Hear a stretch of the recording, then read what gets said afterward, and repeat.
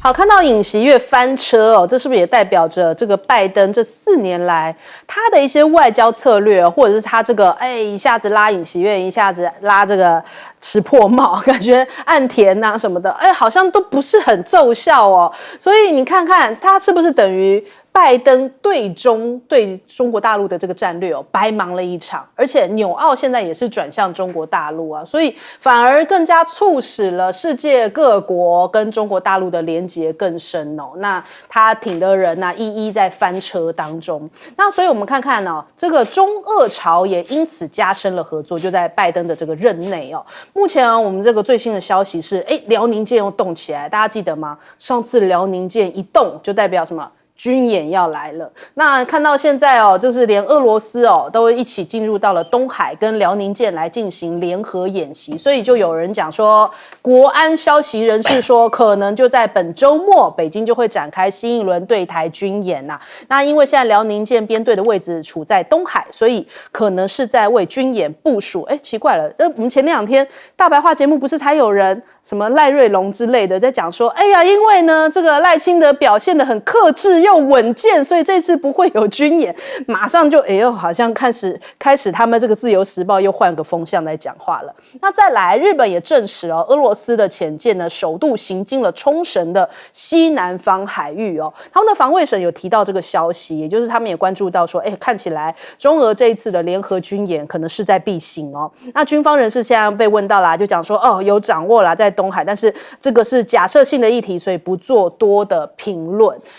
再来我们看一下美日韩的这个军事动作。那首先看美国呢现在很担心，因为他们在太空上面是不是快要落后中国大陆了嘛，所以他们就讲说中国大陆会利用大量的人造卫星，然后远距离来对于美国以及它的盟国一些舰艇啊、航空器进行探测、跟踪，还有什么攻击远程的杀伤链所以为了要这个防止或者是要针对持续增强军备的中国大陆、朝鲜跟俄罗斯的威慑力呢，所以他们现在美日来进行协作，也就是说他们要有一个驻日的太空军成立了呀，就说这是为了要对抗中国大陆，提高太空监视跟导弹的警戒能力。还有他们在夏威夷这里就是海军陆战队把这个陆战队远征舰队的阻绝系统他们现在部署在那边，说是要针对中国大陆的军事快速威胁的快速反应，达到以陆制海打击能量。还有他们现在有一个新型的鱼鹰运输机也说部署在日本这一边，也是好像在日本啊、南韩啊，然后夏威夷啊这边动作非常的多那南韩还有一个新的消息，军方消息，他们说接下来他们要有一个纸板拼接无人机，这有点让人难以想象纸板拼接他说在年底前呢要采购100架纸板拼接的无人机最快在2025年会展开这个装接，然后会有这个无人机的作战司令部来提升南韩部队的情侦这个能力情侦能量。那再来还有这个俄朝现在对于乌克兰又再一波的威慑，普丁说不想要和平协议，想要摧毁乌克兰，竟然有这样的报道那他们讲说大部分讨论仍然集中在乌克兰可能愿意做出什么样的让步，然后确保谈判实现和平，但是他其实目标很简单，就是要彻底消灭乌克兰。当然这是美国媒体的一些相关的报道那还有乌克兰的大使他们讲到啦，他说现在俄乌战场除了北韩部队，还有中国制的炮弹所以第3次世界大战形同已经登场，就是也要把这个中国大陆给这个拖进去，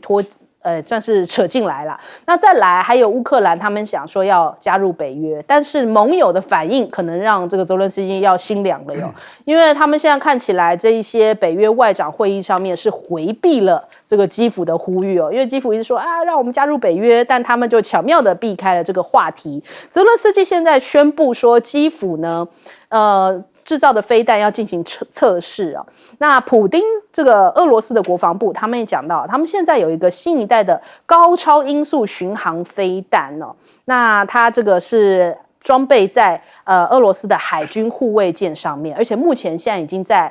地中海东部进行演习了。他说这是另外一种可以携带核弹头的武器，所以我们看到了有榛果树，然后现在还包含了他们的海军的护卫舰上面也可以携带这种核弹头哦。好，我们首先来问一下介老师怎么看？我觉得，这个就是说，民进党在炒作说大陆要进行军演啊，那前后又不一致啊。不过我是觉得大陆进行军演的话，我觉得他有一个从他前2次军演可以看出来啊，就看这个赖清德他有没有发表一些啊，这又是新两国论的言论啊。那这次在美国，事实上看起来，我看了，包括他们这个报道啊，还有这个赖清德办公室的这些新闻稿啊，赖清德措辞很小心他都用台湾，他为什么不能用中华民国？因为在美国他不能用中华民国，他只能用台湾。所以呢，另外他这个台湾的使用上他没有跟任何什么国家啊、主权的事情啊，他都没有任何相关联性。所以赖清德其实是很小心的。那为什么这么小心呢？到底是怕惹美国不高兴呢，还是怕这个中国大陆又军演，对于他的这个他的这个台湾老百姓民心的转变？所以不管怎么样，我觉得他事实上这次是还蛮小心的，还不太敢公然那在那边又讲什么中华民国跟中华民国互不隶属这一类新两国论的。对，我觉得他只要他的言行上面能够自我克制不要太冲动，不要像那个尹锡悦一样就是说逞一时之快，对，最后招来这个非常严重的后果情况之下，我觉得应该不会有这个军演。那大陆也不可能每次就你动一个动作就军演。我觉得这一次赖清德不晓得是说他看到前2次军演他也有所收敛我觉得这个都有可能都有可能。不过就变成就是说中国大陆现在跟俄罗斯军事的战略联合巡航，海上的跟这个空中的都加强了，而且呢都是怎么样？都是那个重磅型的武器。中国大陆的这个轰6N 已经不是 K 了它现在最先进的轰炸机都已经出现在白令海了。那另外一方面就是说，俄罗斯的这些核子潜艇这种过去都还是比较神秘的，现在也公然出现在比如说像日本的这个附近的水域我觉得这都是美国不断的在这个印太地区把这个紧张情势升高造成的。其实在这个川普的第一任的时代，你发觉其实这些安全军事的紧张在我们这个亚太地区其实是往下降的。很奇怪，到了拜登就一直往上升，一直往上升。那美国一直觉得它受威胁，其实我们今天很客观的讲美国你的国土在太平洋的另外一边呢，没有人跑到你那边去那边也没有巡航，也没有军事出现，只有你的军事力量一直在我们这个门口，在我们台湾海峡，在我们这个在这个中国大陆的沿海，在这个东亚一带，到处都是你美国的这些军事设施，然后一下来一个航空母舰，一下又来一个 B-52轰炸机，又来这个什么这个要电侦机的，你受什么威胁是你在威胁别人吧？对，你家门还有1万多公里了，所以我觉得美国真的是这个睁着眼说瞎话了。你在威胁别人的安全，天天叫别人威胁你的安全，没有人会相信的对，好，来请教舰长。现在大家都说可能会有联合利剑2024C我个人是不赞同这种看法的。那另外我们现在有什么涉外人士国安人士或者是消息人士反正什么人士都有他讲说对于解放军来讲这个冬季演习是非常不寻常的。这我就意外了。怎么说呢？我们这样子讲2022年辽宁舰不就是在冬天的时候在第1、2岛链中间的菲律宾海军演吗？那一年23号的时候还非常接近关岛，我个人称之为那叫做黑色圣诞节啊。从此之后，关岛就开始变成一支那个像这个我们讲到说这个刺猬，对，刺猬变成刺猬啊。去年2023年是山东舰啊，这都是冬天啊，什么时候变成不寻常啊？是你不寻常的发现吧？因为你们平常都搞政治啊，真正搞军事的我觉得很正常啊，他们经常如此啊。那还说啊，那个解放军一直在磨练，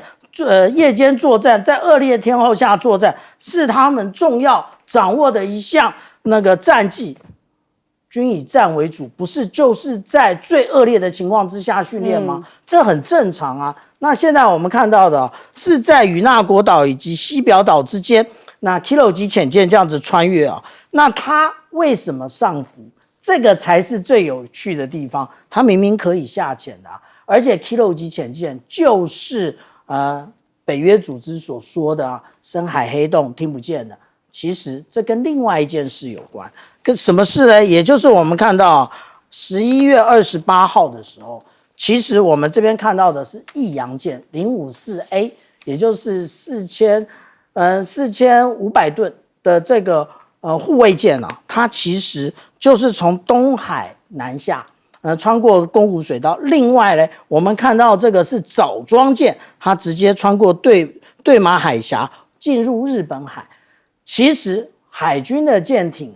单舰航行的其实并不多，为什么？而且又是前往大洋，因为如果说发生了故障的话，很难有人施救，然后你还要再另外派船去。所以真正的原因是什么？其实我在多年前就写过一篇文章，他们在掩护潜舰出去，只是我没想到的是不是现在已经包含了俄罗斯潜舰都由解放军来互进互出啊，这个就是中俄的军事上不封顶的一个现象啊。其实也就是大家会觉得很紧张啊，但是美国的情报总监早就讲过这件事了，他就说美国在东亚的军事要重新评估。好，来请教郑老师。我刚刚接着讲那个标题，你们提到说拜登的抗中联盟垮台了哈，那很多他的这些喽的拍拍屁股要走人。我认为在这个形势变换的时候，还没有前定局之前，其实非常非常凶险啊。那么拜登当然现在他已经要准备下台，可是你看他可以这么疯狂的，跟尹锡悦差不多。尹锡悦是戒严救他妻子，他可以特赦救他儿子，这种不要脸的，什么事都敢干。所以他这个时候其实是他拼命在做很多事情。哈，我都认为尹锡悦搞不好经过他暗示，他临走一搏，然后就尹锡悦自己也到的时候，非得拼个生死，只是没有得逞。我认为前个阶段，日本新首相石破茂那个车祸，这么堂堂一个首相的安全，怎么会发生个车祸呢？当然没有死人，可是呢，说不定是美国人给他个警讯。石破茂大概想投机，可是他不是什么安克鲁萨克群的，像澳洲这一类的，所以美国人马上给他一个警告，再过来不是这小车祸，搞不好就没命了。你看他们还在各种各样的布局。再往南看，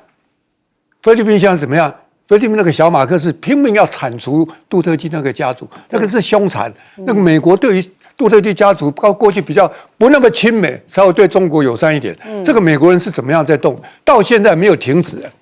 对，你看看南亚，包括越南啊，最近是好一点了。因为南亚那个印度啊，都过去那个对中国多凶。不止这样，那个中亚那个地方，其实美国的势力一直在那边做各种各样的搅局。再往北看，中国的北方那个蒙古共和国。现在亲美亲的不得了，所以我是觉得说，他的拜登任内拼命的布这个局，可惜啊，未必能够得逞。但是我并不认为他已经完全放弃。继任的川普会怎么样？不知道。可是川普不是能够完全决定的，因为这个下面是军工复合体啊，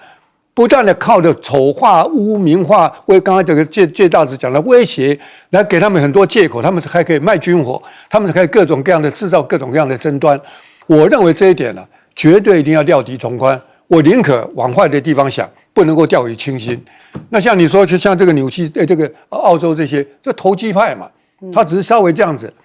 只要川普的动向一清楚，如果他继续要压制中国，马上这些家伙跑得比什么都快。这讲的还是在中国周遭相对的这些美国人拜登部的包围力量。你不要讲那个传统的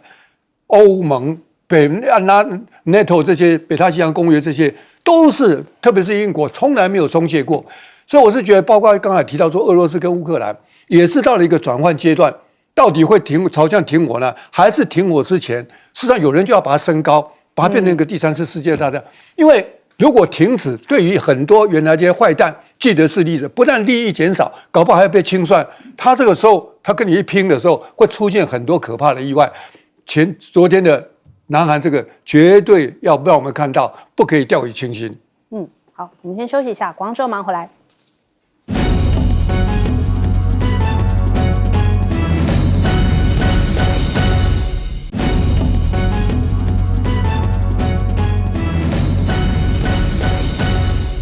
好，欢迎回来，新闻大白话。我们来看看哦，其实如果昨天没有韩国这个宣布戒严的事情，最大的新闻应该就是这一个。因为呢，美国不是宣布中国大陆他们要实施第3波的晶片制裁嘛？不到24小时的时间，这次我们看到中国大陆的强硬回击哦，一个反手就往美国的痛点来打了，因为要反制美国，你来制裁我半导体没关系啊。我接下来加跟者哦，我要对你产生限制哦，所以他们要对于美国的出口实施更严格的这个最终用户还有最终的用途审查。那中国大陆的商务部就强调啊，中方坚决反对任何泛化国家安全概念的错误做法哦，希望跟有关的国家地区加强出口管制领域的对话，然后来促进全球产业链供应链的稳定安全。那中国大陆呢，它是全世界最大的这个产地哦，那其实呢，全球有48%的产量是来自于中国大陆。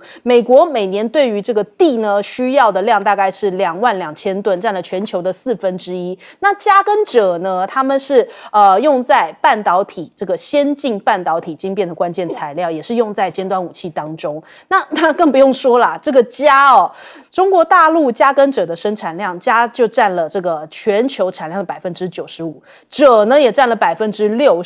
那中国大陆就是掐住你的这个你不给我晶片，那我不给你制造晶片的原料，这个反击打得非常的痛哦。那甚至呢，昨天还有中国大陆的3大行业共同发了这个，也不算共同啊，就是同时间，然后分别发了强硬措辞的声明，就说接下来要谨慎采购美国的晶片，你要跟我断，我还跟你断呢，我就是以后买你的要更加谨慎来看看之后评估之后再说。那中国大陆的外长王毅就提到，他跟这个美国外交政策全国委员会的会长呢讲，中美要坚持沟通对话不掉线哦，两国关系要稳定，希望呢新政府走好中美互动的第一步，对美国下马威啊，就是我们之前讲的这句话，中国人不吃这一套，现在展现的更明显了，不用等很久，1天之内就给你回应了。那再来看到了，现在美国的企业倒是像热锅上蚂蚁，好急啊，急如律令，现在要囤货，美商一直在催，就说哎呀，跟中国大陆的物流公司讲说，哎呦，这个货物可不可以在川普上任前麻烦哦，赶快送到，现在倒数1个月啊，赶紧送来哦。还有这个链博会上面，据说有非常多的一些厂商啊，在讲说，希望可不可以提前发货，就询问能提前发货的这个客户数量增加了。那他们自己除了这个外部的货要买进来要赶快之外，他们自己现在在美国自己本身也要打好跟川普的关系，为了要打入川普圈子说美国大企业高层都拼了，因为他们现在用这种非常规的手段积极寻求，比方说在 Podcast 啊，或是非传统的媒体上面啊，这个社群啊刷存在感，然后为了要这个得到川普的青睐甚至还去投资川普家族的加密货币啊，还有呢，为了要迎合共和党呢，有一些企业就删除了自己以前网站上面有讲到亲民主党的一些内容哎呦，赶快大转弯，现在急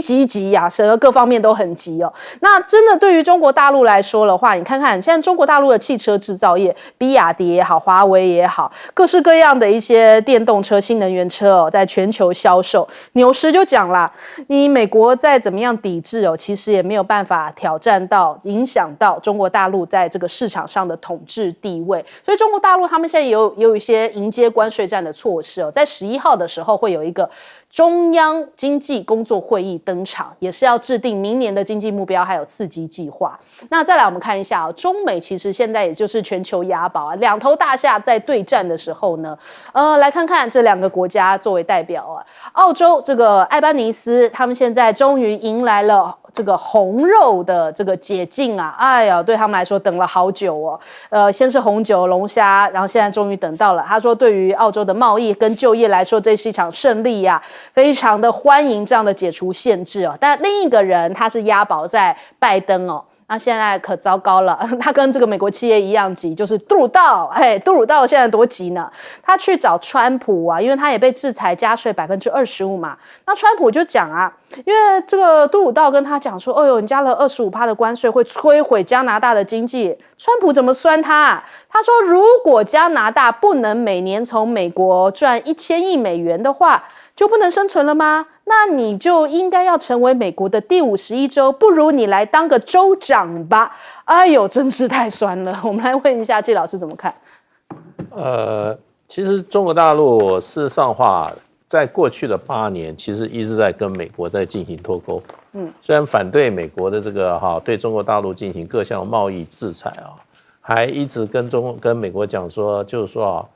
贸易战打不得，打起来就是两败俱伤。那可是虽然这么说，可是中国大陆事实上话，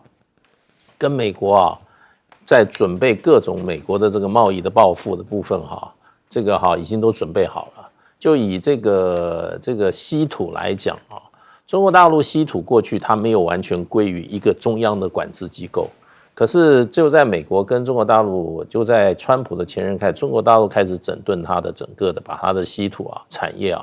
全部整合纳到它的中央的体制下，所以呢，它的准备工作做了也有2-3年了。那可是一直也都没有用，因为它加耕者基本上它的出口就是说，譬如说啦，就是说中国大陆过去对美国只有几家公司它进行过制裁，譬如说对于这个洛克希德，对于这个雷神，甚至对于这些一些军火工业制裁的公司不多大概不会差起来超过10家公司。那制裁的话，也就是说你跟他做生意的话，你所有的生意的合约你都要得到主管单位的许可。就是说中国大陆，比如说商务部主管，你要卖东西给他，你要跟我申请你要跟他买东西，你要跟我申请。本来打击对象这一次嘉者跟这个还有就是这个 T 这3个稀土，基本上任何美国厂商要跟中国大陆买进口这些东西全部要经过中国大陆商务部的许可。所以就是全面的管制了。对。过去只有几家厂商，现在是对美国这个打击效果就非常大。所以，可是中国大陆要准备跟美国这个做斗争的武器，它也是花了很长时间，才把它整个从产到销的过程纳入到中央政府的一个管控里面，一个机制管控里面。所以我觉得中国大陆做事情，它都是一步一步来的。那现在我觉得在这个时候突然这个出手因为就是说基本上也是在警告即将上任的这个川普总统，也就是说你如果说你出手的话，中国大陆也不会不做任何的反制。这个反制的话，对于美国的军火工业可能影响非常非常的大，尤其在军火工业。那么 F-35像这种战机它需要好多的稀土原料，如果缺乏这种，它的先进雷达制造不出来，它的这些炮管的一些冷却系统也都会出现问题。所以我觉得中国大陆是不出手则已，出手都还蛮精准，也蛮重的。好，来请教郑老师。我觉得川普这个人，不管未来在美国的历史或者是世界的政治史上，绝对会留下一笔他实在是个蛮特殊的人我们过去看到那个美国的神话就是说他们的政治多么的清明，那么人民不必太担心你要偏哪一边或者特别是做生意人，你可以非常自由的、自在的受到国家的各种各样的法治的保障，不必担心。但是呢，这表面就是个骗人的，私底下那些官商勾结，他们这个军工复合体，那才是真实的嘛。那川普一闹一弄，结果把很多下面的就见不得人的全部都抖上来了啊！所以大家才看到真相。那这次政权一轮换，那些企业家那个吓坏了。不要忘记啊，川普在选的时候，他募的钱是比拜登跟贺锦丽是不是差很多啊？那些家伙都现实，看到那个拜登原来是有赢面，就往那边扎，然后看到川普不太支持他这边，对，好，现在翻转，他急得如热锅上的蚂蚁，拼命去拜码头，拼命去，比如说包括对民主党的支持都要赶快删，啊，想尽办法去讨好川普可能相关的企业，丑态百出，但是也很好啊，不要再讲那些神话。台湾或者很多亲西方、亲美国的，不要再相信他们那个神话，这才是真实的一部分。另外我是觉得说，他们对于中国啊，过去就是予取予求，讲不客气就是土匪嘛，我的还是我的，你的就是我的，所以不管怎么样，他要予取予求啊。这次，比如说他们在这个中国大陆在很多的地方，经过几十年，赚的都是辛苦钱，都是血汗钱的。刚刚讲那个稀有金属或者包括铝，中国大陆的外销铝是给全世界做了很大的供应，那个炼铝是要很多的电。要很多的能源的，要消耗很多，他们都认为理所当然，是吧？污染留在你那边，这个廉价的东西我享用。等到你稍微壮大，你的产业链起来了，你的这个产品能够在世界上有竞争力，他马上反过来讲说，中国大陆现在这个生产力对全世界是个威胁。那你们过去你们这个西方国家很多各种各样的产业或者这个产品，打遍全世界。大家都乖乖的，任你们这个爱你们的打，不买你们的不行。你们有说这个是对别人是威胁吗？而且人家如果因为你们入侵太多，要稍微做个保护，马上说你看这个保护妨碍自由贸易啊，这个一定要惩罚，还列入黑名单。你今天回头看，他们嘴巴讲的那套什么自由贸易啊，大家公平对待，全部是假的。就是我刚刚讲的，我的还是我的，你的就是我的，我要怎么样霸就要怎么恨，完全拿他没办法。好，现在中国大陆力量起来了。开始进行一些，说真的，也不过是从消极的防守，当然现在已经进展到可以有一些主动反击的力量，他们可就受不了了，他们会觉得说怎么可以这个样子？那为什么不能够这样子？所以我是觉得说，川普因为上来，他对于国内外各种形势带来很多的转变，他新的对外的一些政策，包括加关税，包括这样能不能得逞不知道，至少我真的是惹起一堆尘埃。把很多在过去这个帝国主义、这个蛮横不讲理的，大家敢怒不敢言的，这次不断被掀开，而且开始人民有力量反击，这个实际上是对世界的进程是很大的进步。好，来请教舰长。拜登啊，已经即将卸任，进入看守，可是他对于中国大陆啊，一点都没有缩手，他现在要进行第3波的一个制裁啊，但是我们这样讲啊，中国大陆的无论是互联网协会，或者是半导体行业协会，或者是中国汽车工业协会，他们都得到特别的提醒啊，也就是谨慎采购美国的产制的晶片。意思是什么？反正你先进制程不卖我，然后你卖我的都是成熟制程。可是中国大陆自己会做成熟制程啊，也就是推动了什么？推动了我们直接讲的内部循环。中国大陆的自己的内部的循环，用这个内部的循环呢，然后再去推动国际的循环。你说不卖美国又不买，那到底是有什么国际？请不要把美国跟国际画上等号啊！全球南方不是国际吗？那个东盟国家不是国际吗？这一些其实都是可以进行外销的啊，所以用内销来推动整个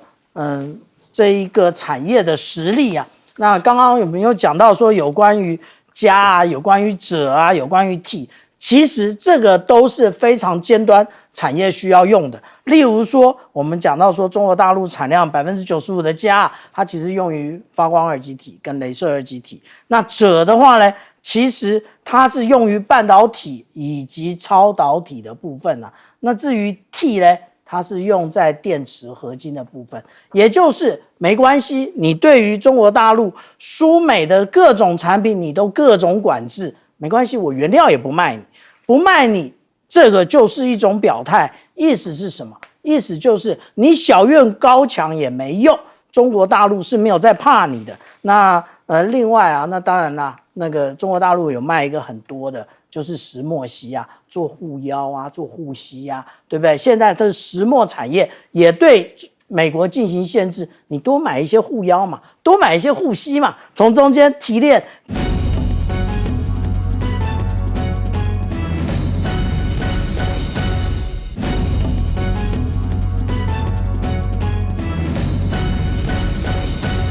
韩国出现的闹剧啊！昨天呢，南韩戒严，人民炸锅。那尹锡悦他讲的是说，他要铲除亲北韩的势力。他说要透过这个戒严，然后重建保护正在陷入民族灭亡深渊的自由大韩民国。那所以他把自己讲得非常有正当性，但问题是没有南韩的人愿意接受他这个讲法。那昨天看到了啊，韩国戒严的情况，坦克、装甲车全部开上街头哦，那所有在这个街头上面，大家出现了一副那种好像要战乱一般的那种恐慌感啊。军方甚至是直接接手了首尔的治安哦，所以民众就把这些照片给拍下来，甚至在国会关闭的时候呢，也爆发激烈冲突。我们来看看啊，在国会外头呢，其实呢，警方就把这个试图冲进国会的群众哦，就包围在外，那甚至连他们的这个国会议员呢，都是翻墙进去的。那他们的美女前主播呢，还徒手的这个持特种兵的步枪啊，所以昨天真的是感觉好像这个本身韩国已经要出现内乱了。那我们看到这个韩国的前主播，他们就讲说，你这个武装士兵啊，不该把武器对准平民百姓。所以昨天在南韩蔓延的是一股恐慌的氛围哦。那很多民众情绪非常焦虑。来看看相关的画面哦，在路上不时听到尖叫声哦。那南韩的网友讲说，真是不敢相信2024还会有戒严呢。大家很担心，就说接下来会不会大家彼此之间没有办法联系，还互相交换了这个Kakao Talk 之外的交流方式，以备不时之需。那南韩民众甚至在深夜的时候，都还聚集在国会大厦外头，要表达对于戒严令的不满。那尹锡悦这样突然的宣布戒严，当然最后因为国会有190票全部的这个不赞成，所以这样驳回了这一次的戒严。那戒严就这样经过了6个小时，在凌晨4点半的时候，尹锡悦也宣布啊，依循国会投票决定把戒严解除，并且撤军。他说他宣布戒严是为了要救国家，可是现在引发大家的诟病，说他竟然没有跟幕僚沟通哦，甚至他是擅自决定要戒严的，连记者都被挡在这个新闻发布室外，很可怕啊！这怎么会有这么激进的一个行动啊？那甚至现在南韩的在野党就出来喊这个，他们就讲说，尹锡悦如果不下台啊，今天将要再启动弹劾，因为他们其实一直以来，尹锡悦为着他太太的这个金建熙的事情国会大概陆陆续续发动了22次的弹劾，还有党预算那尹锡悦就这样讲说，哎呀，这个是毁坏宪政秩序他被弹劾的5大理由就包含了涉及了陆战队士兵溺死的调查案，还有第一夫人涉贪两韩局势紧张，还有亲日的政策。他就讲说，哎呀，不能叫日本为100年前的事情来道歉这番话也是让非常多南韩人无法接受那他说还有这个没有办法阻止日本排放川水这件事情，你怎么好像变得像日本人一样站在日本这一边？所以现在这是南韩对于尹锡悦的怒火已经累积到了极限了。那我们看到现在很多他的一些幕僚全部在跳车，包含了他的总统府秘书市长，还有多名幕僚都已经宣布请辞，没办法再跟他站在一起啦，因为他整个已经臭掉了，所以他已经变成了一个民怨众矢之地还不赶快跳车不行。现在连路透社都不看好这事情，说恐怕这会是压垮尹锡悦的最后一根稻草。因为现在各方的说法，包含了工会也好，包含了人民也好，包含了反对派也好，都说如果尹锡悦不下台，要持续抗争。那甚至还有一个很奇妙的地方，我们讲到昨天他不是宣布戒严，军方接管了首尔治安，军军方其实围在这个国会外头哦，但是他们说是不是尹锡悦已经丧失民心了？当议员要翻越围墙的时候，戒严部队几乎没有阻挡哦，所以韩国媒体分析，这可能是跟尹锡悦在10月的时候动涨军队的伙食费，还有削减饮食补贴哦，以及这种取消节日加菜金有关。他们就这样子，让议员就这样翻进去，他们是不是军方内心里面也已经对尹锡悦非常的愤怒了，所以他们完全没有阻挡，代表尹锡悦也已经丧失军心了。再来，这个恐怕也是全世界非常震撼，因为昨天 Google 的热搜上面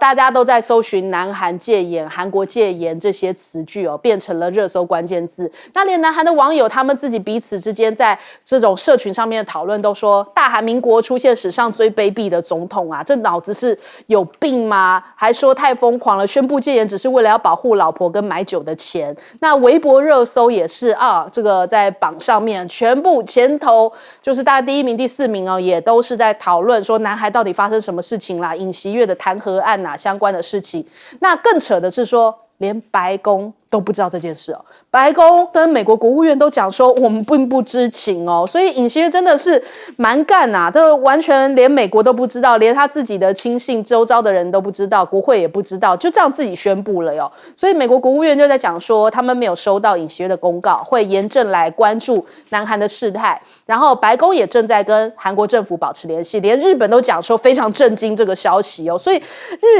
美日韩3个不是同一阵线吗？结果日韩这个美国跟日本都不晓得，而且今天韩国的股市早盘就下挫了，那连他们的汇率也是创下2年新低。那他更不用说他们的一些国家级的企业哦，这个三星啊、SK 海力士、LG 现代、Kia 全部股价都是重挫哦，所以看起来他们现在要赶快救市。已经出动了70亿美元来救股市，真的是被尹锡悦给搞砸了。那最主要的关键人物金建熙，因为他几度的就说，又收了名牌包啦，然后涉嫌炒股获利啊，后来通通都是不起诉，说什么罪证不足哦，所以引爆了大家的一个愤怒感。那纽时在讲说，这恐怕不光是对于南韩的一大危机，这恐怕也是美韩同盟的一大危机哦，因为大家都记得尹锡悦跑到拜登那边唱美国派啊，然后显示出来好像跟美国关系非常好，但是呢，现在对于拜登来说，国际反民主浪潮推动全球民主外交的拜登政府，到底这是该怎么面对呢？非常的讽刺啊！首先，我们来请教一下郑老师怎么看？就像那上面讲的，2024年还会出现这样一么恐怖的行为。当然，这个并不是一个简单的闹剧，还好他没有得逞。如果得逞的话，那就是一个大悲剧，这是生死关头的，非常凶险的。你看那个军队都包围了。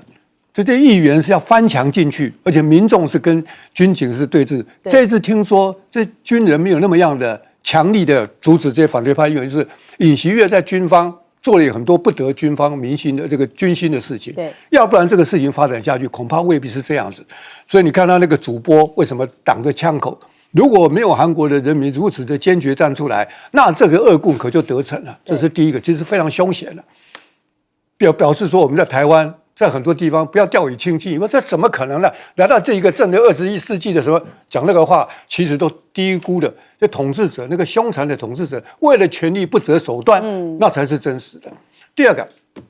你可以看到尹锡悦是用什么呢？通敌啊，说这些国会的这些议员做这样的措施都是亲北韩的势力，所以他把它铲除，为了国家的安全，不受共产主义的北韩什么威胁，都是用这一套，用爱国，然后用外面说反共。这个在台湾也非常非常类似，非常的廉价，可是非常的好用。这就是这一些家伙动呢，都干这种事情。你看看，最重要的是民进党的反应，我吓一跳。我看到黄珊珊跟洪孟凯他抛出文章，说民进党竟然他们有抛文说表示支持认可这个事情。对，他们是同声相应、同气相求啊。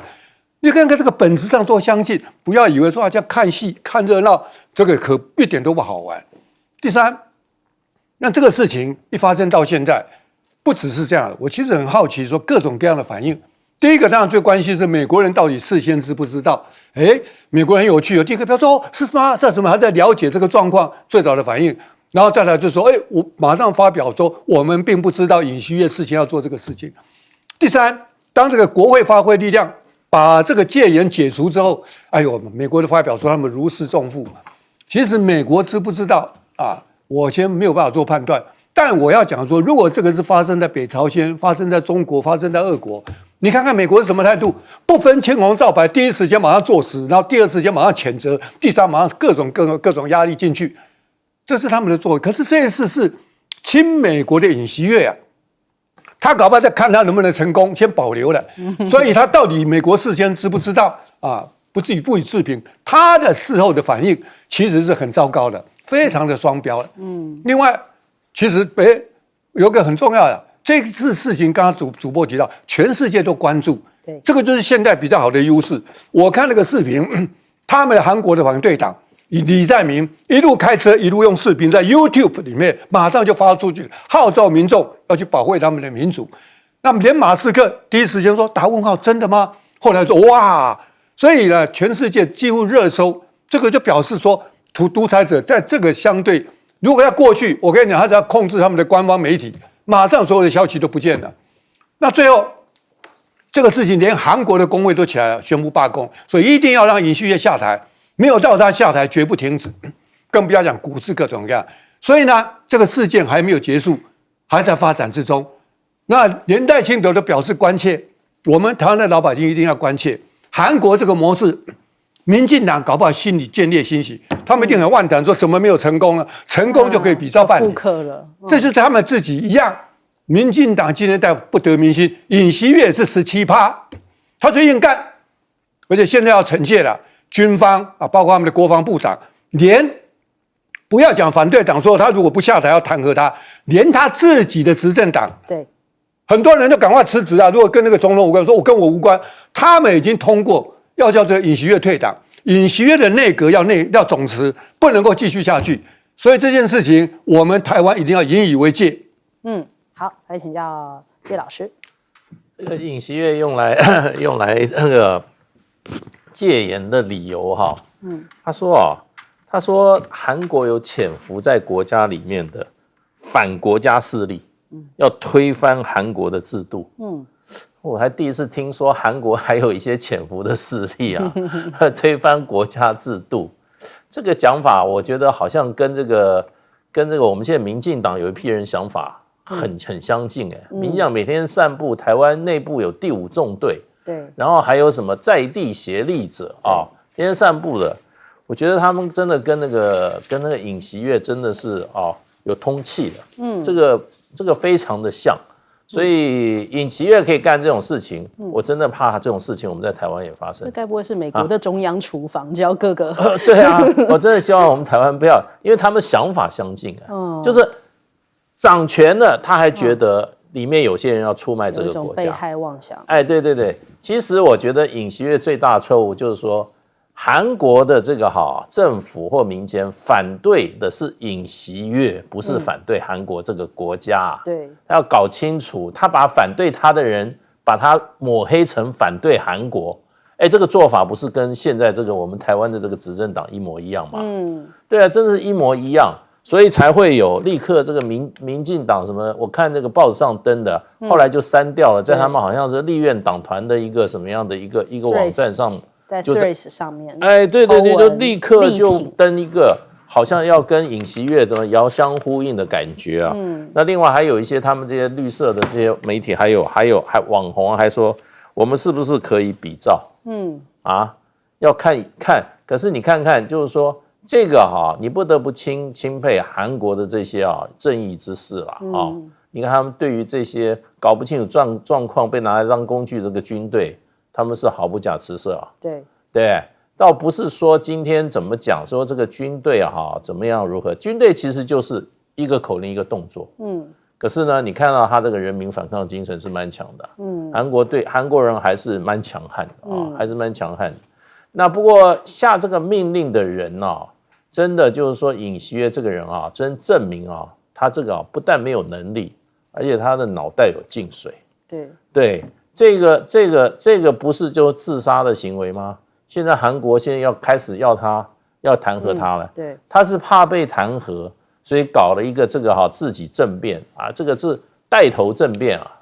这个当权者政变，你当年全斗汉还是军人来取代人民的民选的政府，你自己现在是政府来搞戒严，来搞革命，这个真的啊，我觉得证明了就是说民主的制度会选出来一个白痴，而且说他今天的行程全部取消，所以现在大家也不知道他人在哪里，真是太奥妙了。我们来问一下舰长。我们如果说从这一次韩国的这个戒严来看，证明了英国作家 Johnson 所讲的爱国是恶棍最后的借口。那个他到底是怎么讲的呢？也就是尹锡悦说，